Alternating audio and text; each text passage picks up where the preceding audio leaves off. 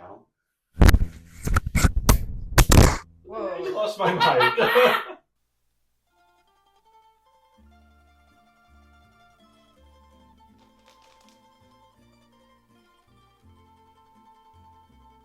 Hey everyone, welcome back to Chef Tyler's Croatian Kitchen. Today we'll be making Čobanac, a pastoral stew from Slavonija. The name of the dish, Čobanac, does not really translate well into English. It comes from the dialectal word for shepherd, which is Čoban, hence the name of this pastoral stew or even a shepherd's stew, Čobanac. And that gives us a clue into the origin of this dish. Historically, this was one of those dishes where you just kind of threw whatever you had into a pot. And because a lot of people in that area were shepherds or Čobans, the idea is that it became the stew of the shepherds.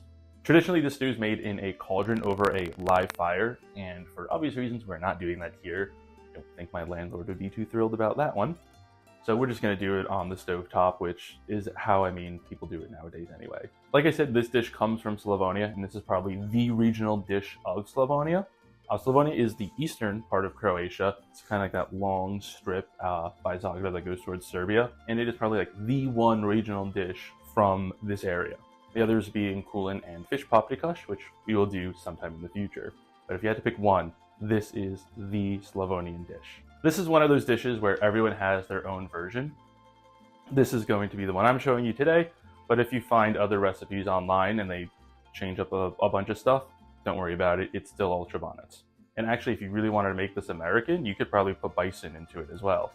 And that just adds to the depth of flavor. I'm gonna knock this over. So there are multiple types of meat, and this is really what changes it from being the goulash into Čobanac.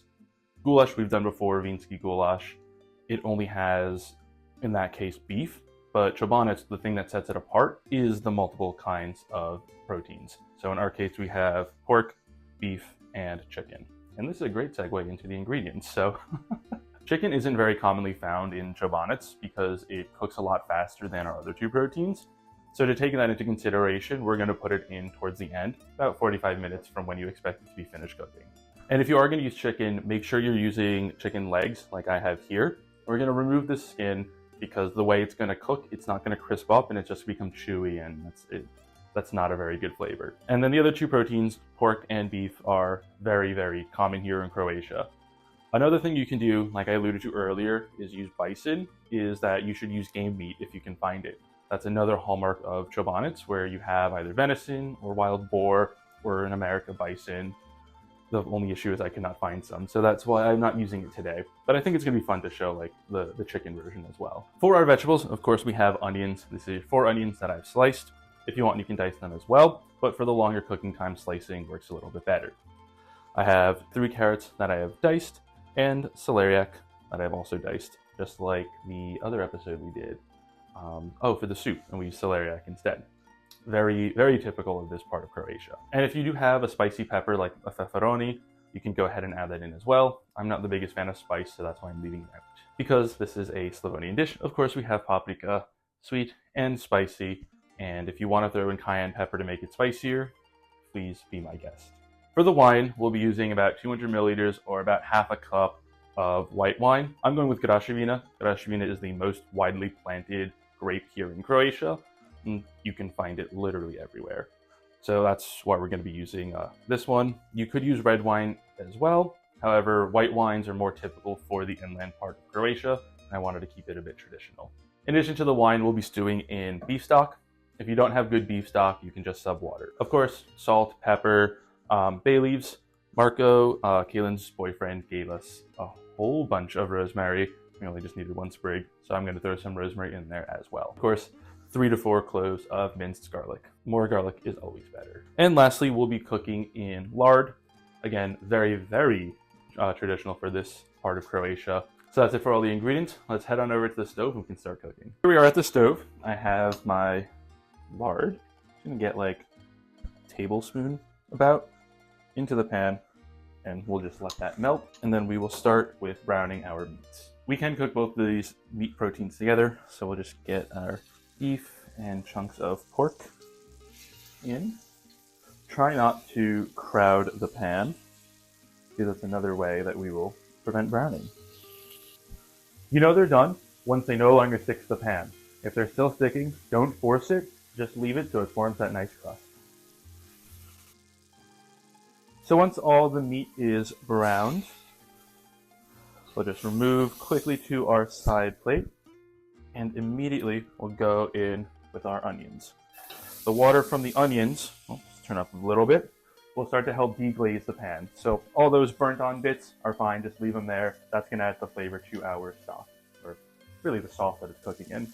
And I'm just gonna throw some salt on top, so that's gonna help draw the water out of these onions. We're gonna cook them until they have become translucent, about 7 minutes. If you start to notice the pan get a little dry, just add a little bit more lard into there. And now that the onions have softened, we'll go in with our carrots, as well as the celery. And let these cook for about another 5 to 7 minutes. All right, and after a few minutes, we'll just make a little hole in the center. We'll add in the garlic. I'm gonna let that cook until fragrant. At the same time, I'm gonna sprinkle in my paprika. First, I have, like, say, 2 teaspoons or heaping teaspoons of sweet, and then 1 teaspoon of spicy. And let's just mix everything together. The reason we're putting the paprika in now is because we want it to bloom a little bit. This will just really bring out more of the paprika flavor. But not too long, because it can scorch and then it'll get bitter. So once you can start to smell maybe the paprika coming through, or the garlic, or both, we're deglazing with our wine. Let's turn the heat up as well. I know that was well more than what I said, but like, it's all gonna taste delicious. I'll just scrape off all these burnt on bits right along the bottom into the wine. I mean, most of it comes off anyway once you put in the wine, but this really ensures that all of it's off, because it will continue to burn if you don't scrub it up.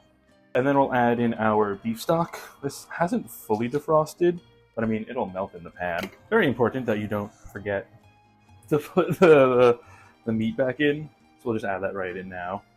Make sure you get all the juices that have come out as well, and try to arrange everything into like a nice layer, especially as this stock cube starts to defrost. The reason we want this in now is because you don't want to put too much water in, like we did with the soup. We just want enough water to just cover all of our meat. And this ice is going to take a long time to melt, but that's fine. Everything's in a nice area. This is going to continue to defrost. Let's throw in our bay leaves. Everything always calls for like 1 bay leaf, but I like to put in like 3 or 4, because why not? And also, having bay leaves in a jar, then you really get to smell the bay leaves, and it's a really nice flavor that I never actually end up tasting whenever I'm cooking stuff, even though I'm using 3 bay leaves, but it is what it is. Just gonna nestle those right in, along with the sprig of rosemary. And at the end, just top with our cartouche, right? I want to get it in such a way that there's a little bit of liquid on top, but the piece of ice is getting in the way of that, so we'll just fix it later by just drizzling a little bit. Having the cartouche here is basically like having a lid on top of the pan, but we don't actually have a lid. And it's always going to be slightly ajar, so we'll let some water evaporate, but while still keeping the majority of it in the pan. So let's turn this all the way down. We just want this to simmer now for about 2 to 3 hours. So I'm now going to show you how to make a cartouche. A cartouche is made out of baking paper, and it's essentially like having a lid when you don't have a lid. Because the pan that we're using to cook the Čobanac is really, really big, and it did not come with a lid when I bought it, we're going to make our own. So my baking paper comes like already pre-cut out into these size sheets, but if yours doesn't, just take the roll and go over the pot so you have a rough idea of how big of a piece you need. First thing we'll do is cut or fold this in half, and then in half the other way, so we end up with this kind of square. Now this bottom part, and this one here, where the 2 folds meet, that's going to be the interior part of our cartouche. So now we're going to fold and to make triangles along that line. Okay. So one again, still all the folds meet there, and again, and we're just going to keep doing this until essentially you just can't make any more folds because the paper gets a bit too thick. For me, that happens right around here. So first we'll do is, well, you'd want to take this and put it over your pot, and about the point where it gets to the edge, we'll just cut off the paper. This is really thick. Right. And then we just want to cut off the middle part as well, like so. So we have kind of like a trapezoid. We'll unravel, and we end up with this little circle with a circle on the inside. Basically, we end up with a donut. And this goes on top of your food. And it will act like a lid, so all of the condensation will stick on the inside and drip down onto the food and baste it. But it also has this hole in the center, so some of the steam can escape, and it does start to reduce. About 45 minutes from the end of cooking, we'll nestle in the chicken. In typical Chef Tyler's Croatian kitchen fashion, we don't have that much room. But we'll just push it on in there, and we'll cover again with the cartouche. This should cook until the chicken reaches 165, but it could go a little longer or higher because they are chicken legs, so they can take the extra heat. Right, and now that our Čobanac has cooked all the way through, it's time to remove from our heat source, and serve. That was so anticlimactic, but like, what else am I going to say there? We're ready to serve. Wow, it looks great. Yeah, and boy, does it look wonderful. And we're also going to serve right in this dish. That's one of the benefits of a dish like this, that you can both cook and serve in it. And now we can go ahead and serve. I got everything I need over here. Someone on one video commented that I put too much sauce into something, but like, there's no such thing as too much sauce. Someone likes dry food. And also, some of us just like it saucy. Now it's time to give a taste. Use that thing. Oh, I would. I don't know. I'm gonna go for the beef first, right? So, a lot of times too, people cut the meat a lot smaller than we did, but that ends up making it cook faster. I'll probably overcook by the time everything's done. So, just get a nice big piece and that is so flavorful. I don't like talking when I'm chewing, so that's why I'm waiting. You'll definitely get like a bit of the paprika on the back of my throat, but nothing too much.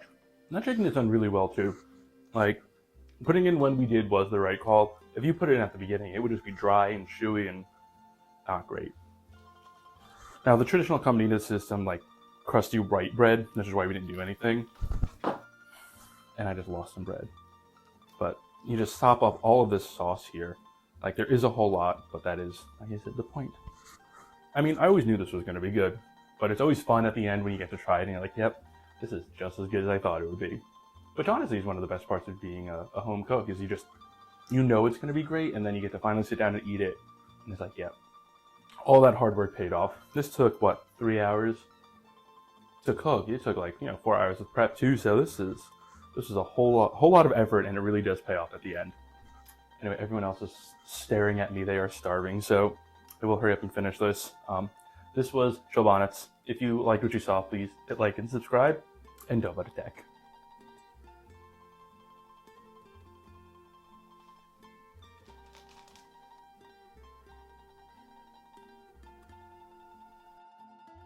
Like a rock stew from that story.